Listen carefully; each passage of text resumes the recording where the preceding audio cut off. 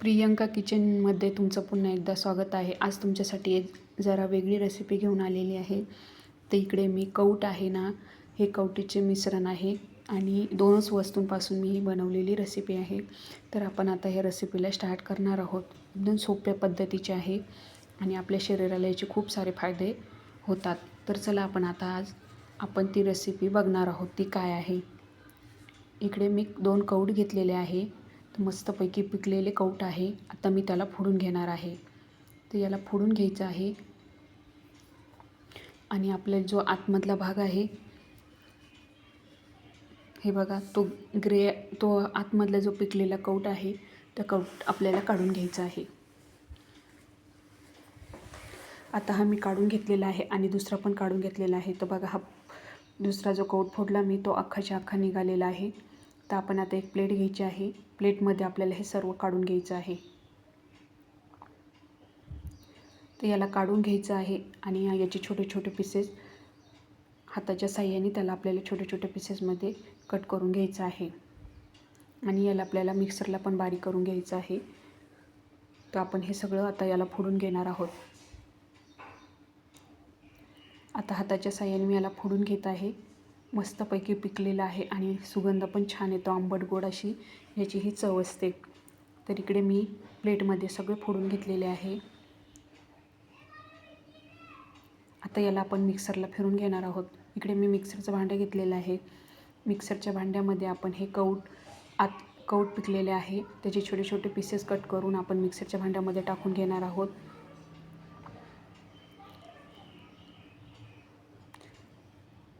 आता मी सर्व टाकून घेणार आहे. तर तुम्ही लाईक करा, सबस्क्राईब करा, शेअर करायला विसरू नका. तर आता मी याच्यासाठी गूळ घेणार आहे. इकडे मी गूळ घेतलेला आहे. गूळ आपण थोडासा बारीक करून घ्यायचा आहे. आता हा मी थोडासा गूळ घेतलेला आहे. हा गूळ आपण आता कौटचं मिश्रण आहे त्याच्यामध्ये टाकून घेणार आहोत. आता याला बारीक करून घेतलेलं आहे आणि मिक्सरच्या भांड्यामध्ये आपण याला वाटून घेणार आहोत. तुम्हाला जितकं गोड पाहिजे असेल तितकं तुम्ही गूळ टाकू शकता. इथे मी अर्धी वाटी गूळ घेतलेला होता. आता याला मी मिक्सरला फिरून घेणार आहे. आता हे मी मिक्सरला फिरून घेतलेलं आहे. बघा, हे मस्तपैकी असं हे आपलं मिश्रण बनून तयार आहे. आता याला आपण प्लेटमध्ये काढून घेणार आहोत.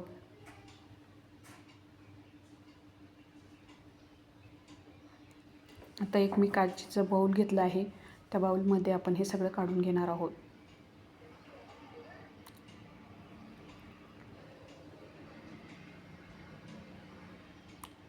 आता इथे वाटीत काढून घेतलेलं आहे मी. इकडे आपण जे कौटाचे जे वरचं कवच जे आहे ते कवच घेतलं आहे आणि त्यामध्ये आपण हे मिश्रण भरून घेणार आहोत.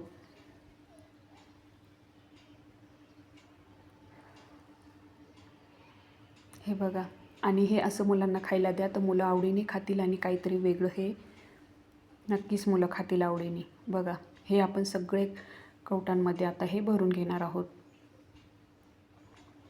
तर कशी वाटली माझी रेसिपी तर कमेंटमध्ये नक्की सांगा.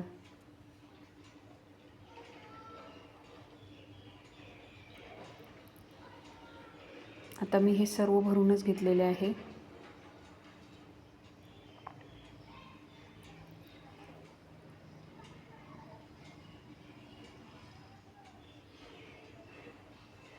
आता हे सगळे भरून घेतलेले आहे. तर हे आपल्याला आता खाण्यासाठी आपले हे कौट तयार आहे. चमचा घ्यायचा आहे मस्त आणि मस्त खायला घ्यायचं आहे.